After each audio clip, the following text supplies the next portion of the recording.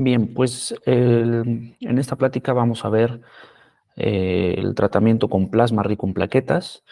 Vamos a ver qué es el contenido plasmático, cómo se usa, para qué se usa, los tratamientos afines en medicina estética y medicina regenerativa, eh, cómo lo podemos administrar, cómo lo podemos preparar y todo esto, pues bueno, para fines principalmente terapéuticos, como les comentaba, en medicina regenerativa y medicina estética, que es donde más lo usamos. Entonces, pues bueno, primero tenemos que saber qué es el PRP, ¿no? El PRP es como se le conoce al tratamiento de plasma o el tratamiento plasmático, que realmente pues el plasma, lo que buscamos no es el plasma como tal, sino el contenido que tiene, ni siquiera las plaquetas, sino lo que buscamos son los factores de crecimiento que se encuentran dentro de este contenido plasmático, dentro de estas plaquetas. Entonces, hablando a grandes rasgos, el PRP es o se traduce o lo traducen como el volumen de plasma autólogo, es decir, que vamos a sacar dentro de nuestro cuerpo. Todo el plasma debe de ser propio, se extrae sangre y de ahí se saca el contenido plasmático propio del propio cuerpo del paciente, que contiene una concentración mayor de 400,000 plaquetas por centímetro cúbico para así obtener un efecto terapéutico. Esto quiere decir que menor concentración no tendrá un efecto terapéutico y más concentración tampoco incrementará la respuesta biológica. O incluso podría jugarnos ahí un efecto feedback en cuanto a efectos inhibitorios propiamente de los factores de crecimiento que vamos a encontrar en el plasma. Entonces, a grandes rasgos, ¿qué es el plasma? El plasma es un contenido que vamos a encontrar dentro de la sangre. Este contenido que encontramos dentro de la sangre va a tener plaquetas, ¿no? El plasma va a tener plaquetas. Dentro de las plaquetas va a haber factores de crecimiento y lo que nosotros buscamos son estos factores de crecimiento para ejercer cierta acción terapéutica en algunos puntos especiales donde lo queramos ingresar. Eso básicamente es el plasma, el PRP, plasma rico en factores de crecimiento, que es el nombre más adecuado que se le tendría que dar, pero se le conoce como PRP, plasma rico en plaquetas, plasma rico en factores de crecimiento, etcétera. Bien, y entonces vamos a dar una breve historia de cómo es que se obtiene el plasma, cómo es que se sabe del plasma. Y pues bueno, en el año 70 más o menos iniciaron los conocimientos y los estudios empezaron a verse mejorados en cuanto a las propiedades de las plaquetas. Pero no fue hasta el año 1994, cuando unos cirujanos emplearon principalmente el plasma con un adhesivo de fibrina al hueso esponjoso durante una reconstrucción mandibular. De hecho, quien empezó con todo esto del plasma y los factores de crecimiento fueron médicos, o mejor dicho, odontólogos, cirujanos maxilofaciales, y entonces lo empezaron a usar para los componentes óseos o de los huesos, de los dientes principalmente, para que pueda tener una consolidación mejor en cuanto a todos los componentes, principalmente dentales. Ahí empezó todo este rollo del plasma y empezó a ver que sí, efectivamente tuvo una muy buena respuesta, una consolidación mucho mejor en cuanto a esta cirugía, y de ahí se empezó a usar entonces lo que viene siendo los componentes plasmáticos. Ahora, tenemos varias ventajas con el plasma. Lo principal o la principal ventaja es que es autólogo. ¿Esto qué quiere decir? Que lo sacamos del paciente, o sea, únicamente necesitamos al paciente. Obviamente, pues aquí viene una cuestión también de desventajas que las vamos a ver ahorita, pero pues únicamente necesitamos prácticamente sacar sangre, centrifugar la sangre, obtener el contenido plasmático y ese plasma entonces podemos nosotros administrarlo al paciente. Es de fácil obtención, no necesitamos gran cosa, si acaso el equipo más importante o más eh, complicado, entre comillas, que podríamos tener, pues es la centrifugadora. Eh, Tiene una regeneración rápida, la terapia no afecta el volumen sanguíneo, es decir, no necesitamos, no sé, tener ahí un paquete globular para pasarlo al paciente o qué sé yo. son poco la muestra de sangre que se saca para obtener este contenido plasmático y pues no presenta como tal un límite de edad. Sin embargo, tenemos también pues algunas desventajas, ¿no? Dentro de las desventajas que tenemos, pues bueno, principalmente, y me voy a regresar un poco para irnos desmenuzando esto, que es autólogo, pues no tengo ningún problema en que sea autólogo, que sea de fácil obtención, pues qué bueno, regeneración rápida, qué bueno. En cuanto a que no presenta límite de edad, pues bueno, realmente no presenta límite de edad, pero el problema que tenemos con el plasma es que también dependemos de la calidad del plasma del paciente. Es decir, no es lo mismo un plasma de un paciente de 30 años que se ejercita, que no es fumador, que se cuida la alimentación, etcétera, etcétera, a un plasma de un paciente a lo mejor de 60, 70 años con condiciones de vida pues más, pues menos cuidadas, ¿no? Entonces, aquí juega un punto importante las desventajas del tratamiento plasmático, que incluso por eso ya no se llega a usar tanto como antes, porque, pues bueno, dependíamos mucho de la volemia, perdón, del contenido plasmático del paciente, de la calidad del plasma para poder tener efectos adecuados. Diciendo esto, pues bueno, ahora vámonos a lo que viene siendo una plaqueta. Pues bueno, la plaqueta o el contenido del plasma, pues lo que buscamos en el plasma es una plaqueta y lo que buscamos de la plaqueta es el contenido dentro de la plaqueta, que son los factores de crecimiento. Entonces, la activación prácticamente de esa plaqueta, pues es la base del tratamiento de plasma rico en plaquetas. Ahora bien, pues bueno, ¿qué es la activación plaquetaria? Necesitamos tener una activación plaquetaria. Primero que nada, tenemos que hablar de qué es una plaqueta. Muchos dicen que es una célula, ¿no? Que es un componente celular. Sin embargo, eh, pues bueno, aquí en la diapositiva viene como célula anuclear. Sin embargo, si nos vamos estrictamente a lo que dice una célula, pues prácticamente las células deben de tener núcleo, ¿no? Entonces, pues aquí estaríamos en una contraindicación. Realmente no podríamos decir como tal que es una célula, sin embargo, pues es un componente celular. Tiene gránulos alfa, gránulos densos y gránulos lisosomales. Lo que buscamos aquí principalmente son los gránulos alfa, que son los que contienen los factores de crecimiento.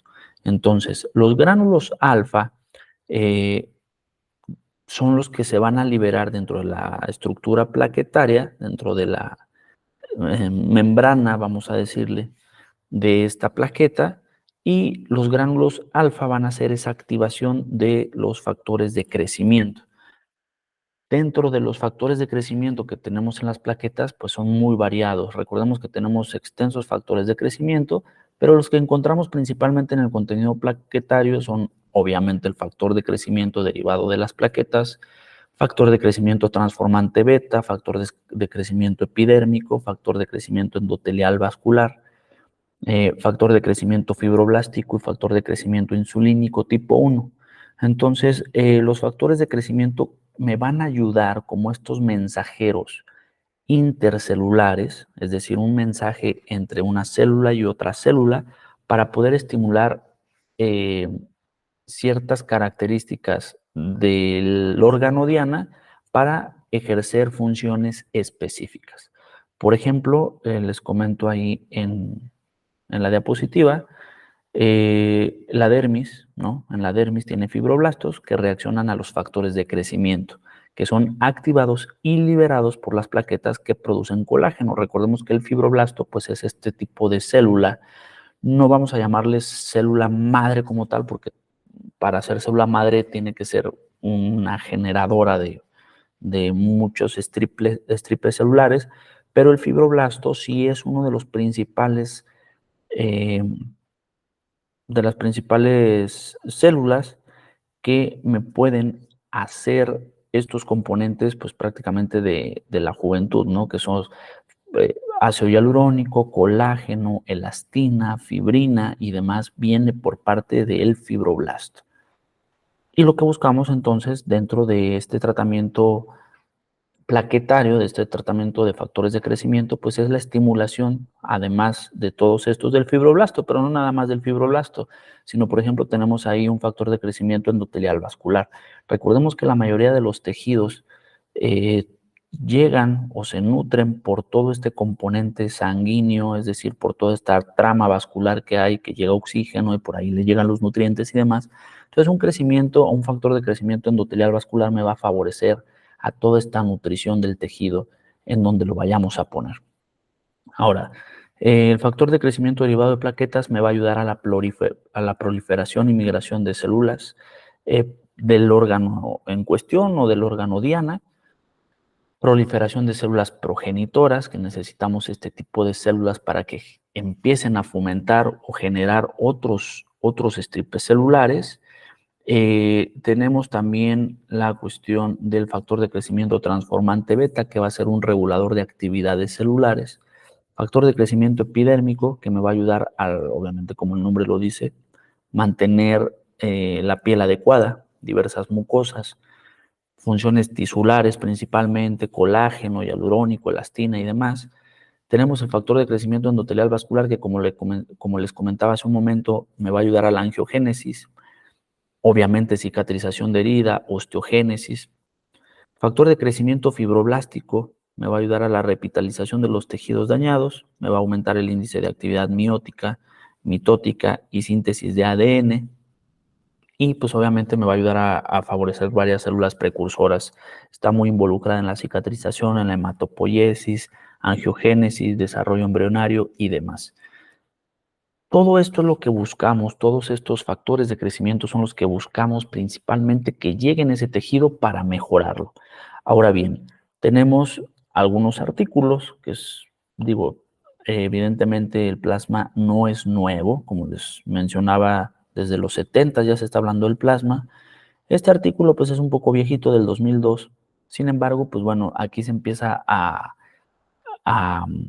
pues ya a estipular que hay este tipo de tratamientos, sobre todo fibroblásticos, ¿no? Que nos ayudan como células o factores de crecimiento celulares para proteínas de pluriempleo. ¿Qué quiere decir esto? Pues que se pueden emplear en muchísimas cuestiones, ¿no? Aquí se los pongo para que ustedes lo puedan leer, ¿no? Con su volumen y demás. Es un artículo muy bueno que podrían comenzar a leerlo para que podamos darnos una idea de cómo ha ido avanzando la terapia regenerativa, la terapia en medicina estética que va junto o muy de la mano con la medicina regenerativa. Pues bueno, en este caso prácticamente nos dice que pues en muchos casos estas funciones tienen que buscar esa viabilidad celular, que juegan un papel muy importante en el arquetipo de todos los grupos y pues bueno, que son varios los casos en que las funciones se han visto favorecidas por este tipo de tratamientos fibroblásticos. Tenemos otro artículo un poquito más nuevo, en el 2019, donde nos habla la influencia del factor de crecimiento fibroblástico en las células madre. Y pues bueno, nos comentan aquí que con el tiempo las células madre de los cultivos se vuelven senescentes, es decir, viejitos, y pues disminuyen así su número de divisiones celulares.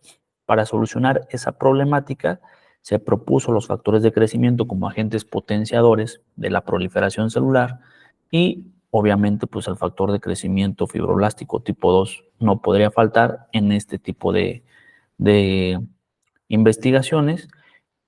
Y obviamente, pues bueno, concluyeron que las células madre requieren la presencia de este factor de manera exógena, es decir, hay que meterle factor de crecimiento fibroblástico para mantener la autorrenovación y la capacidad de diferenciarse entre estas líneas celulares. Por otra parte, también tenemos otro artículo del 2017 donde nos hablan de factor de crecimientos epidérmicos y geles de silicona en abordajes de cicatrices, heridas y quemaduras. Y pues bueno, igual también que los anteriores, se concluye que este tipo de tratamientos, en cuanto a la curación de heridas, quemaduras, va a regular la inflamación, me va a ayudar a la acción de los fibroblastos y va a estimular ese crecimiento de las células epiteliales para la reparación del tejido. Entonces, otro tipo de artículo en donde nos hablan claramente de la función que tienen estos tratamientos.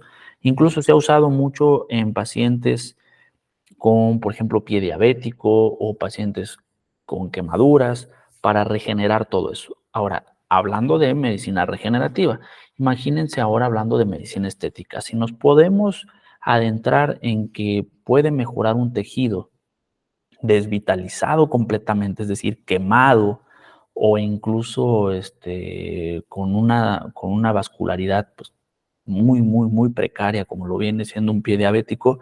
Imagínense un tejido adecuadamente, pues podríamos decir relativamente sano, que le pongamos estos factores de crecimiento, este contenido plasmático rico en factores de crecimiento, pues lo que puede hacer para mejorar esa piel completamente. Entonces es por eso que se abarca este tratamiento dentro de la medicina estética también y no nada más medicina regenerativa. Dentro de los usos del plasma, pues bueno, podemos obviamente odontología, que fueron los primeros que vieron esta cuestión del plasma, donde primeramente se empezó a trabajar con plasma, traumatología y ortopedia, hablando de las cuestiones óseas, ¿no? Oftalmología también, incluso hay gotas que se han hecho a pacientes con su contenido plasmático para mejorar la cuestión de patologías oculares, medicina estética, obviamente, y medicina regenerativa. Otro de los artículos, digo, no los quiero inundar completamente de artículos, pero son artículos que a mí se me han hecho pues, muy interesantes. En este que les comento, desarrollo y optimización de gotas oftálmicas liofilizadas derivados de plasma y factores de crecimiento, sobre todo para la regeneración del tejido corneal después de una queratectomía fotorreactiva y pues muy buen tratamiento. Entonces, el plasma rico en plaquetas sirve principalmente en el rostro, pues para mejorar la revitalización facial, ¿no? Va a disminuir las líneas de expresión, esas arrugas finitas, va a mejorar la apariencia de la piel. Me va a ayudar a flacidez, por ejemplo, en cuanto a brazos, glúteos, piernas, abdomen. O sea, no nada más es cuestión facial, sino también corporal, incluso también en la cuestión capilar. Me va a ayudar en la alopecia androgénica por la presencia, o bueno, acuerden que siempre y cuando tenga presencia de folículos pilosos, porque si no, pues si no hay un folículo, pues es como regar una maceta sin semilla, ¿no? No va a pasar absolutamente nada. Pero ese tipo de alopecia que sí tiene folículo, pero ese folículo se ve muy desvitalizado o incluso no está prendido, podemos utilizar plasma para mejorar la cuestión capilar. En oftalmología para úlceras corneales, pie diabético, úlceras de presión, por ejemplo, me va a ayudar a aumentar el tejido de granulación. Cuestiones óseas como osteoartritis, osteoartrosis, lesiones de ligamentos, rodilla, codos y demás, también es útil. Cicatrización de heridas quirúrgicas, también muy útil. Quemaduras, alveolitis. Y últimamente incluso se ha hecho en lipotransferencia, en estos tratamientos ya quirúrgicos que son lipotransferencia, pues bueno, a ese contenido graso que se saca, se le agrega plasma y puede incluso aumentar un 80% el éxito de la efectividad de ese tejido graso, porque pues recordemos que cuando se hace una lipotransferencia, pues lo que se busca es que ese tejido graso donde se mete el tejido graso, pues obviamente genere volumen. Si le agregan un contenido de plasma o factores de crecimiento, pues va a mejorar bastante ese tejido, se va a hidratar mucho más y me va a poder generar ese volumen que probablemente es el que se requiera. Entonces, el conteo de plaquetas basales, por ejemplo, no sé, 350,000 por centímetro cúbico, no es terapéutico. Recuerden que para considerar un efecto terapéutico se requiere mínimo 400,000 plaquetas, 800,000 plaquetas por centímetro cúbico. Esto, ¿qué quiere decir? Que dentro del contenido plaquetario, si nosotros hacemos esa conversión, estamos hablando que necesitamos por lo menos unos 4 tubos azules de 3 mililitros. Obviamente no van a ser los 3 mililitros puros de plaqueta, pero ustedes van a ver que a la hora de centrifugar, pues el contenido plaquetario es pequeño, no es todo lo que se saca de sangre en un tubo. Se centrifuga y es un contenido pequeño. Entonces, por lo menos se necesitan unos 4 tubos para poder hacer ese efecto terapéutico. La vida media de las plaquetas, pues bueno, en torrente sanguíneo tiene una vida media aproximadamente de 7 a 10 días. Extraídas en tubos de citrato de sodio nos pueden durar aproximadamente 24 horas. Sin embargo, no quiere decir que nos tengamos que esperar 24 horas para hacer el tratamiento. Normalmente lo hacemos en ese mismo momento. Centrifugadas, una vez centrifugadas, me van a durar 15 minutos aproximadamente.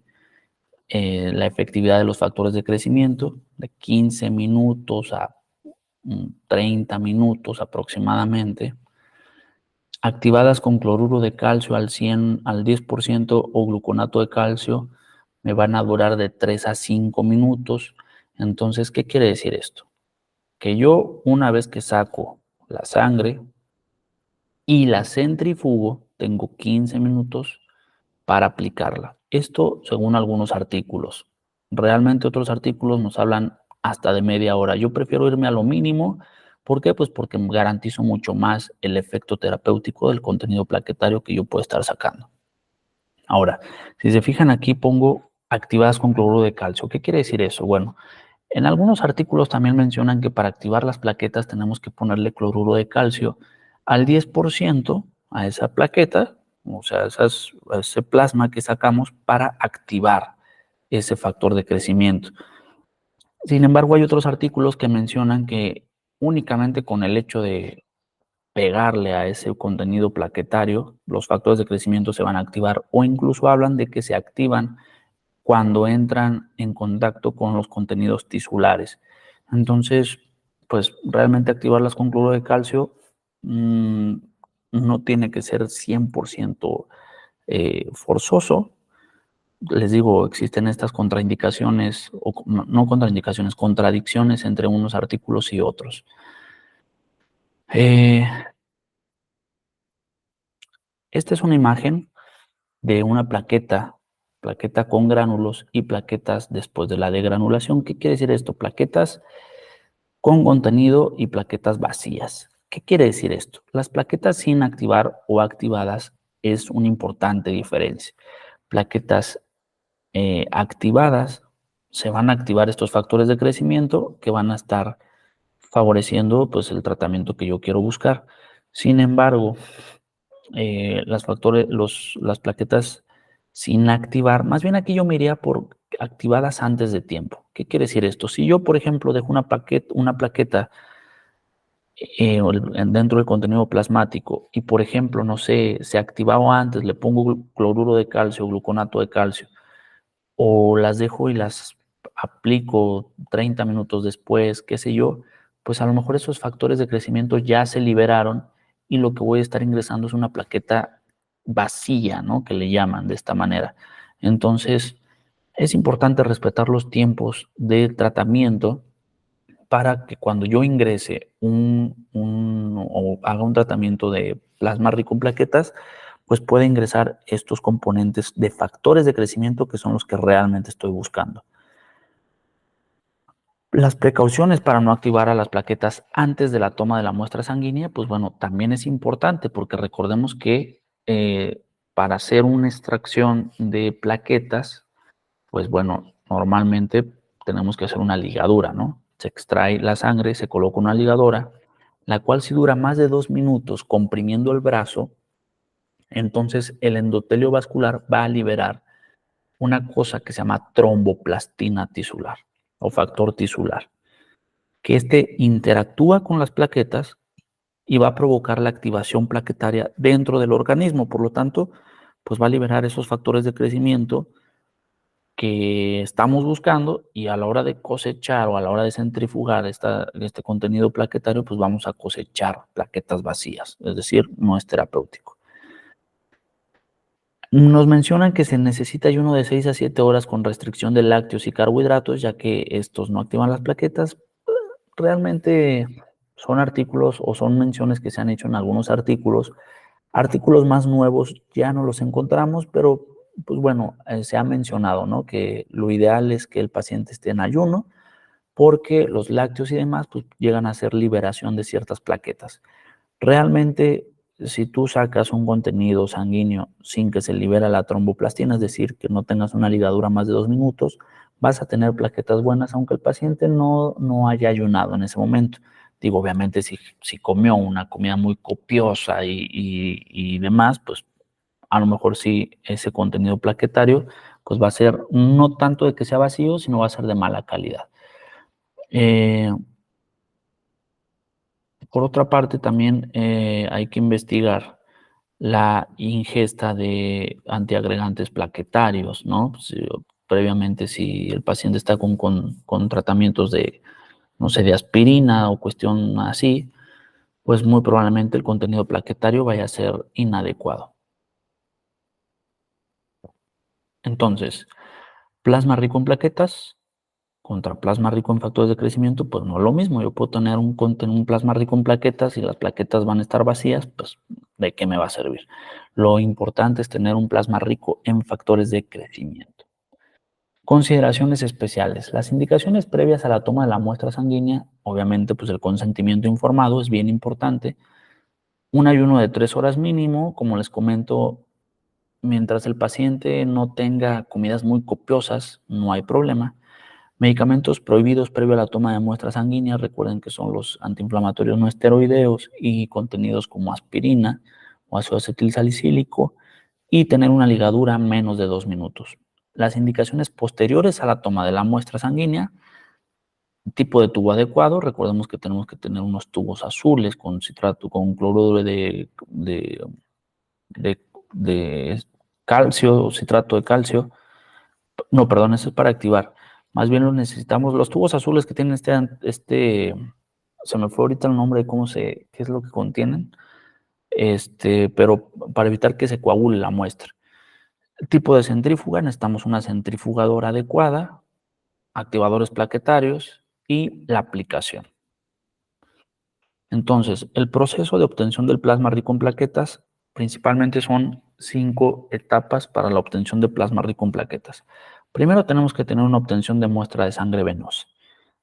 Posterior a eso, recuerden todo el proceso, ¿no? Obviamente asepsia, antisepsia, además, ligadura, el tipo, cómo estar sacando la sangre y demás, pero bueno, la obtención de la muestra de sangre venosa, vamos a obviar todo esto: centrifugación, extracción del plasma, activación del plasma y aplicación. Esto es en grandes rasgos, son las 5 grandes etapas. Ahora, 1. Para la obtención de la muestra, se puede hacer con Vacutainer, se puede hacer con aguja mariposa, se puede hacer directamente de la jeringa y la aguja, estar extrayendo. Lo veo más complicado porque recuerden que tenemos que llenar como mínimo 4 tubos. Entonces, pues aquí ya depende mucho de cómo se sientan ustedes de manera, o lo que se les facilita más para extracción de la muestra. Materiales para la extracción venosa al vacío: puede ser el tubo de extracción azul celeste, que es el que tiene citrato de sodio, este es el que está buscando. Anticoagulante, que es citrato del sodio al 3.2%. El volumen exacto de extracción al vacío es de 3.5 mililitros. Proporción adecuada de anticoagulante sangre 1:9. Material que no activa las plaquetas, que es el polipropileno y el tereftalato de polietileno. Entonces, los tubos de extracción azul celeste son los adecuados para la extracción de plasma. La aguja de extracción al vacío puede ser de 21G por 38 milímetros. La pueden encontrar como viene ahí mismo en la imagen, que son estas verdes. Camiso holder, que es este que les comento, que es el Vacutainer. La ligadura, y pues obviamente a cada muestra le tengo que estar poniendo su identificación del paciente. Vamos a hacer una homogenización. La homogenización de la sangre con el anticoagulante del tubo azul celeste, es decir, vamos a agarrar el tubo posterior a que extraemos la sangre y vamos a dar algunas pequeñas vueltas para incorporar esa sangre al anticoagulante y ya lo tengo listo para centrifugar. La ligadura y extracción: La ligadura, como le comento, debe de durar 1 minuto, máximo 2 minutos. Si en ese tiempo no se localiza la vena o no se puede sacar sangre, debemos quitar la ligadura y esperar 3 minutos o cambiar de brazo, qué sé yo, pero sí hay que esperar para que no estar sacando plaquetas vacías, para no liberar esta tromboplastina que les había comentado, que me puede generar la liberación de factores de crecimiento dentro del organismo antes de la extracción para aplicarla al órgano diana o al sitio en donde yo lo quiero aplicar. Bien, la centrifugación. Necesitamos una centrífuga. La centrífuga, pues es este aparato que tiene varios hoyitos donde podemos meter los tubos y ese aparato pues empieza a dar vueltas, ¿no? De tal manera que me empieza a separar los componentes sanguíneos. Los dos parámetros utilizados en la centrífuga es tiempo y revoluciones por minuto. Son estas dos cosas que necesitamos o estas dos cosas que necesitamos calibrar. Existen diferentes tipos de centrífuga por su tamaño, por el radio, o por la posición de los tubos de la centrífuga, si están volando, si están agarrados como de una base, etcétera. Entonces, realmente no afecta mucho qué tipo de centrífuga sea, siempre y cuando pues, sea una centrífuga que pueda estar separando los componentes sanguíneos. La colocación de los tubos siempre debe ser contralateral para balancear la centrífuga. Esto es bien importante. ¿Por qué? Porque si no van a ser un regadero o no se va a separar bien los componentes sanguíneos. ¿Qué quiere decir esto? Que si tú vas a poner un tubo del lado derecho, tienes que poner otro tubo completamente del lado izquierdo. ¿Para qué? Para que esté nivelada la centrífuga. Existen centrífugas en reposo y centrífugas que giran, ¿no? O basculante. Se caracteriza por adoptar un ángulo de 90 grados respecto al eje, que es perpendicular durante la rotación. Es la ideal para el procedimiento, sin embargo, pues este tipo de centrífugas son bastante caras. ¿Qué quiere decir esto? Que mientras la centrífuga esté rodando, pues como que los tubos se van a levantar y van a hacer una rotación como pues un poquito más levantados. Las que están en reposo están completamente paradas. Cualquiera de las dos me va a servir. Realmente no necesito invertir $3,500 en una centrífuga que tenga un rotor basculante completamente. La centrífuga angulada, pues bueno, esta es la que tiene bajo costo. Tiene un ángulo de 45 grados con respecto al eje. Y lo importante de esto es que pues, me puede ayudar a separar los componentes sanguíneos y no hay ningún problema. O sea, esta es una de las centrífugas adecuadas. Esta posición puede afectar en que algunas plaquetas al chocar con los tubos se puedan activar, aunque pues bueno, recordemos que los factores de crecimiento tienen una viabilidad de 15 minutos, por lo que son rescatables para la aplicación. Protocolos de centrifugación, pues bueno, dentro de los protocolos de centrifugación, lo ideal al hablar de la centrifugación es hablar de gravedades. El único protocolo establecido para obtener plasma rico en plaquetas es de 250 gravedades por 10 minutos. O sea, aquí ya vamos a entrar en física y matemáticas y cuestión. Gravedades no es lo mismo a revoluciones por minuto. Revoluciones por minuto es una cosa y gravedades es otra cosa. Gravedades es algo que me está comentando, o que se me comenta en física, que se comenta en los artículos, que es lo necesario para sacar las plaquetas. Ahora, 1000 revoluciones por minuto en una centrífuga pequeña con un radio de 10 centímetros no es lo mismo a 1000 revoluciones por minuto en una centrífuga grande con radio de 60 centímetros. No sé si me explique. Revoluciones por minuto es porque en cada minuto cuántas revoluciones hay y no va a ser lo mismo una pequeña que una grande. ¿Me explico? Entonces, por eso se habla de gravedades, no tanto de revoluciones por minuto. Entonces, ¿cómo saber las gravedades a usar? Depende mucho la centrífuga. La centrífuga te va a decir ahí gravedades para plasma o gravedades para esto, tantas gravedades. Y existe una fórmula. La fórmula es fuerza de la centrífuga relativa, que significa FCR, radio, R, revoluciones por minuto, RPM. Y entonces la fórmula dice fuerza de centrífuga relativa es igual a 1.118, que es una constante, por 10 a la menos 5 por revoluciones por minuto al cuadrado. Por radio, por revoluciones por minuto al cuadrado. Súper complejo, ¿no? O sea, me pueden decir claramente, me perdí desde que me estabas hablando de gravedades, ¿no? O sea, desde el inicio de la diapositiva. Y sí, realmente es complicado, pero hay algo aquí que les va a facilitar la vida. Vamos a entender que para sacar esto necesitamos primero saber el radio. Y el radio pues equivale desde el punto más máximo de la centrífuga, el más externo, hasta la mitad de la centrífuga. Ahora, existe esta tablita que ustedes la pueden observar claramente, incluso la pueden imprimir, y entonces me habla del lado izquierdo tenemos revoluciones por minuto, del lado del medio tenemos gravedades, y del lado derecho tenemos el radio de la centrífuga. Entonces, ¿qué es lo que tengo que hacer? Yo tengo que marcar una línea donde me dice cuál es el radio de mi centrífuga. Si el radio de mi centrífuga es de 90 de radio, ahora tengo que pasar esa línea por las gravedades que me dice la centrífuga que debo de usar para obtener un contenido plasmático. En el caso de la centrífuga que vamos a usar en el taller, nos habla de que necesitamos 500 gravedades. Por lo regular, casi todas van a ser de 500 gravedades para poder sacar contenido plasmático. Entonces, del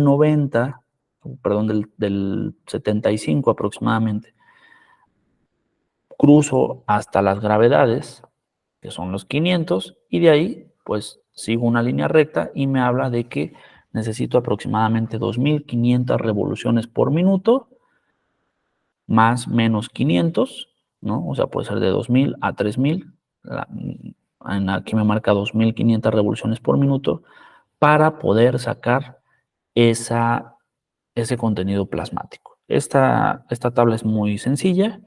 Únicamente tengo que sacar cuál es mi radio de mi centrífuga. De ahí hago una línea hacia las gravedades que me pide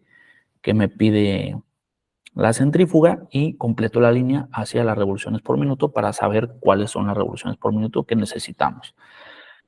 Ok, ahora la separación post-centrifugado. Tenemos entonces el tubo, se centrifuga y a la hora de sacar el tubo centrifugado va a presentar tres zonas. Zona plasmática, que es el 55% de la muestra aproximadamente. Luego viene una capa fina de leucocitos, también llamada Buffy-Coat, un 4%, que es esa blanquita que se alcanza a ver ahí en la muestra. Y luego viene un 41% de glóbulos rojos. De lo que ahí vamos a sacar, o de lo que me interesa ahí, es el plasma. Pero dentro del plasma, a su vez, lo vamos a dividir en otras tres zonas. Plasma pobre en plaquetas, plasma con concentración intermedia de plaquetas y plasma rica en plaquetas. La plasma rica en plaquetas es la que se encuentra justo arriba de la capa de leucocitos. Entonces, ese es el contenido que a mí me va a interesar sacar.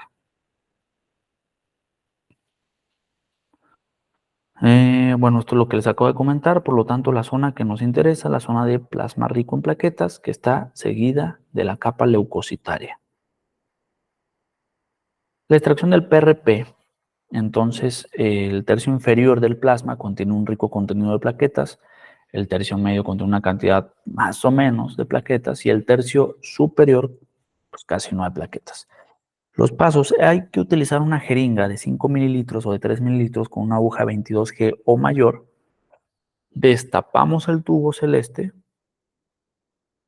aunque puede ser cerrado, pero pues es mucho más fácil destaparlo, e introducimos la aguja con el bisel hacia la luz del tubo hasta poco antes de la capa leucocitaria.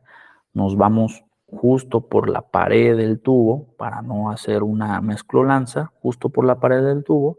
Nos situamos con el bisel dentro del donde está el contenido o el plasma rico en plaquetas, ¿no? Que es la parte hasta abajo, la que está pegada a la capa leucocitaria, y extraemos aproximadamente un 30 o un 50% de todo el contenido plasmático para extraer únicamente el plasma rico en plaquetas y no extraer nada más el pobre. ¿Qué pasa si extraigo el pobre o el medio? Pues no pasa nada, realmente no pasa nada, pero pues bueno, lo ideal es únicamente estar administrando el plasma rico en plaquetas. En el cuarto punto, hablamos de activación. Recordemos que el citrato de sodio del tubo azul celeste inhibe los iones calcio, formando quelato para evitar la activación plaquetaria, por lo que ahora nos corresponde agregar calcio nuevamente para desencadenar la activación plaquetaria y liberar los factores de crecimiento. Esto es lo que dicen algunos artículos. Otros artículos comentan que si nosotros aplicamos el contenido plaquetario, o bueno, los factores de crecimiento, el contenido plaquetario que encontramos, pues solito dentro del cuerpo, pues tenemos calcio dentro del cuerpo y este solito va a activar los factores de crecimiento, sin necesidad de poner nosotros calcio, ¿no? Entonces, esto se los dejo a su criterio. Yo normalmente no lo activo.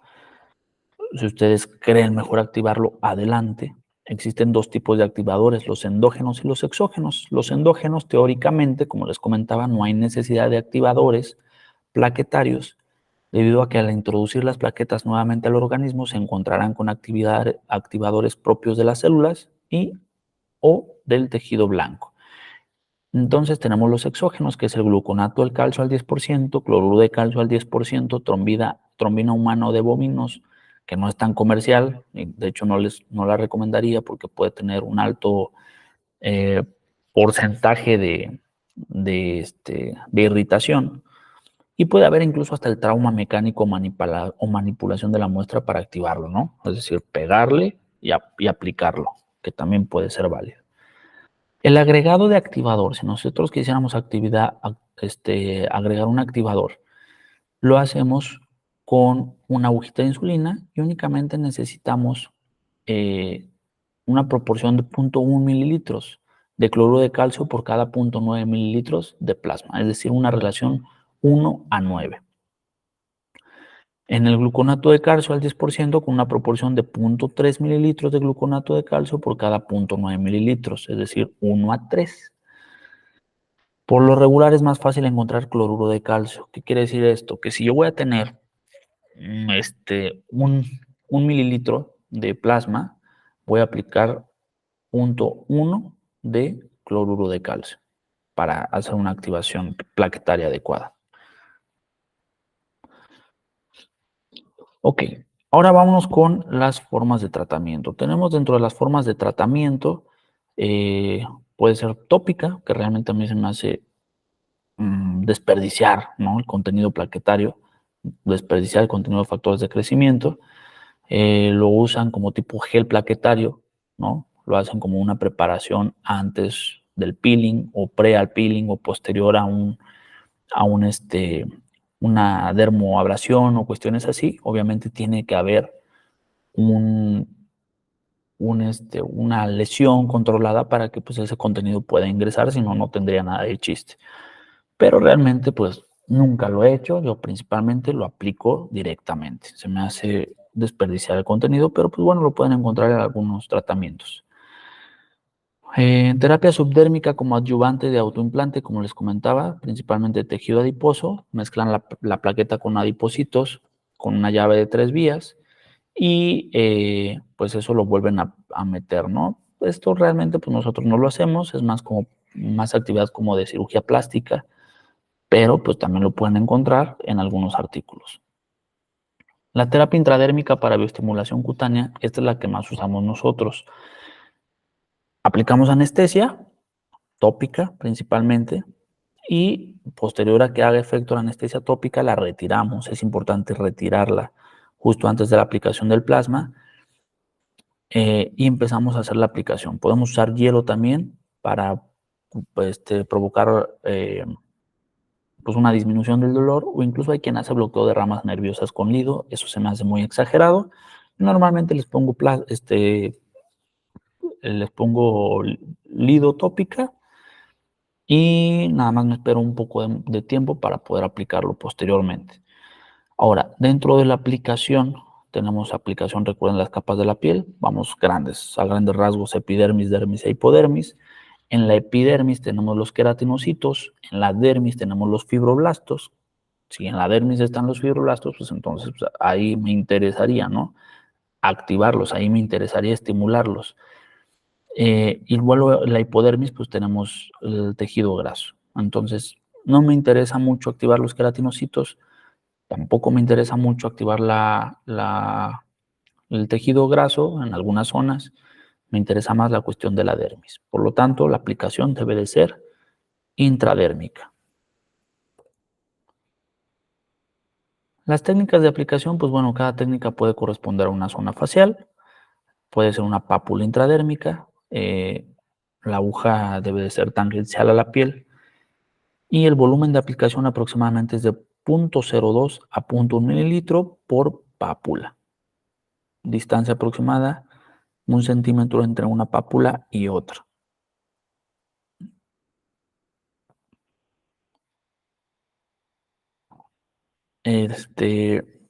Puede ser intradérmica o también puede ser una inyección intradérmica sin pápula, no hay problema, 2 a 3 milímetros de profundidad, ángulo de 15 a 30 grados, volumen de depósito, pues el mismo que anterior, 0.01, 0.02 mililitros, que es la más utilizada.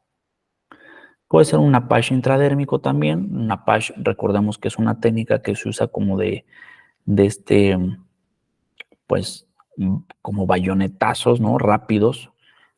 A mi gusto también se desperdicia mucho, yo prefiero irme punto a punto, pero bueno, también se puede, o también lo podemos encontrar en algunos artículos de tratamientos con plasma, 2 a 4 inyecciones por segundo, ángulo de 3 a 60 grados, profundidades más o menos de 0.5 milímetros, pero pues como les comentaba, desperdicio mucho material plasmático, prefiero hacerlo uno a uno.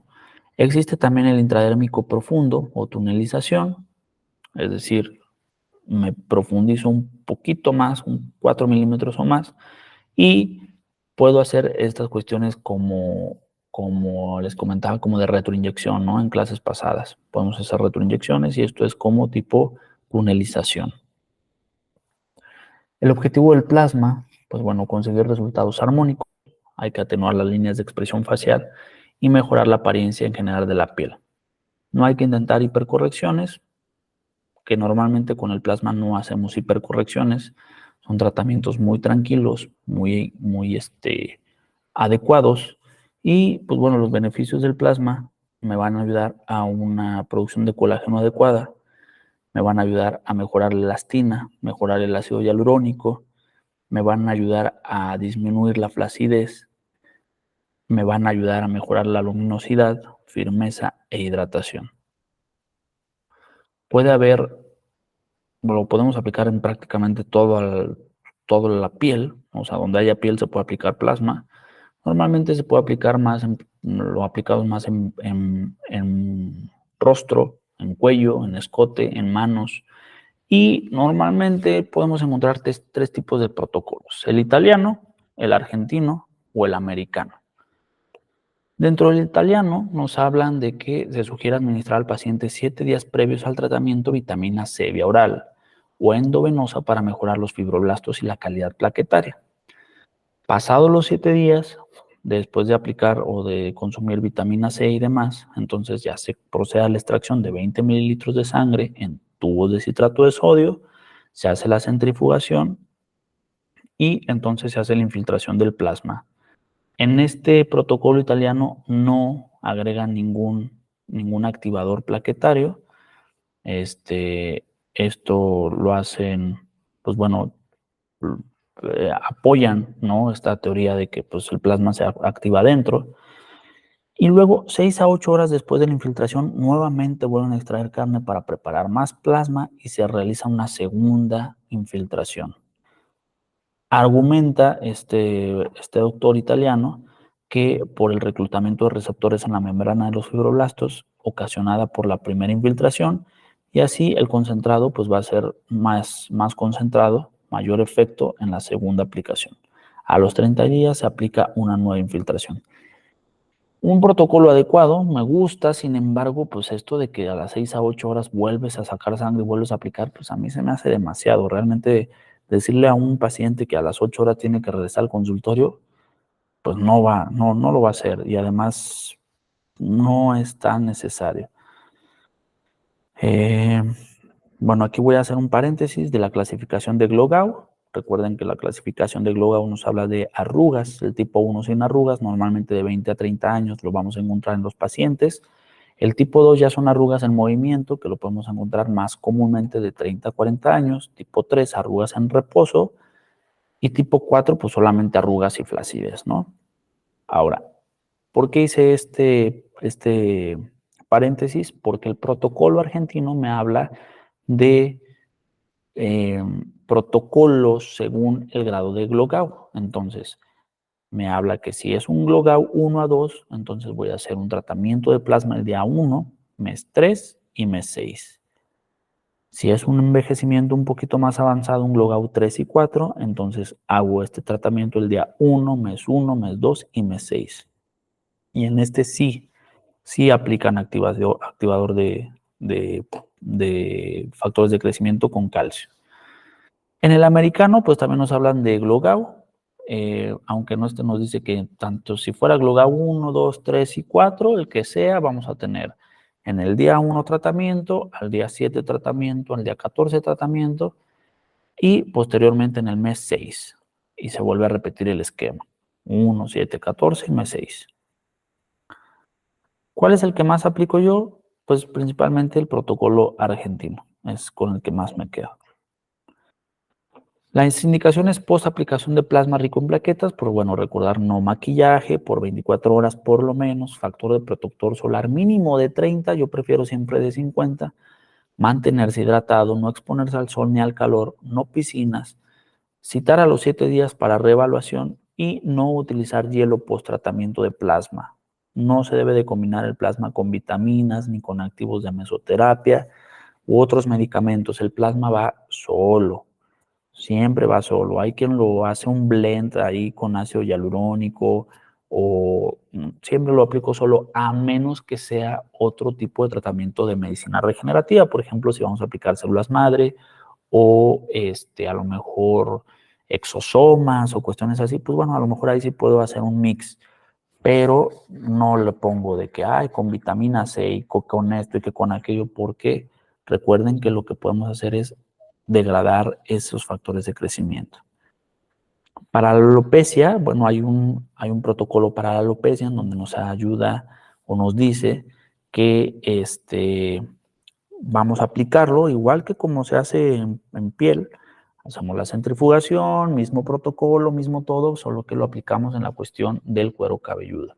Y lo reforzamos con minoxidil o finasteride, ya tratamiento en casa, para mejorar esa circulación sanguínea dentro del folículo. El protocolo que se usa normalmente en tratamientos capilares, plasma rico en plaquetas el día 1, del día 2 al día 20 utilizar minoxidil, luego plasma rico en plaquetas el día 21, luego del día 22 al día 41 minoxidil, luego plasma el día 42 y del día 43 al mes 6 minoxidil y repetir protocolo. Contraindicaciones: hematócrito menos a 30%, plaquetas menor a 100,000, embarazo, lactancia, cáncer, enfermedad activa de la piel como acné, herpes, rosácea, etcétera. Estas son contraindicaciones para este tratamiento plasmático. Si hay alguna duda, la pueden escribir por este medio o incluso pueden mandarlas aquí a las redes sociales. Los que tienen ahí por ahí el número telefónico también, con mucho gusto. Y posteriormente, pues hacemos la demostración, hacemos el taller. Y hasta aquí nos quedamos con esto de plasma. En el siguiente video vamos a ver intradermoterapia o mesoterapia, pero pues bueno, como conclusión, el plasma es muy bueno, muy buen tratamiento. Hoy en día ya casi no se hace. ¿Por qué? Porque dependemos mucho del paciente para generar este contenido plasmático de una concentración adecuada de factores de crecimiento. Hoy en día, pues ya los laboratorios nos dan factores de crecimiento con biotecnología que nos garantiza que tienen el 100% de los factores de crecimiento y no necesitamos activarlos y no necesitamos estar bajo tiempo de estarlos aplicando y demás. Entonces, pues bueno, es una buena opción. Lo malo, pues es que obviamente los costos se elevan muchísimo cuando adquirimos factores de crecimiento de laboratorio, pero pues bueno, siempre es a consideración. Entonces, si quedan algunas dudas, pues quedo pendiente de cualquier duda para responderlas más adelante. Que estén muy bien.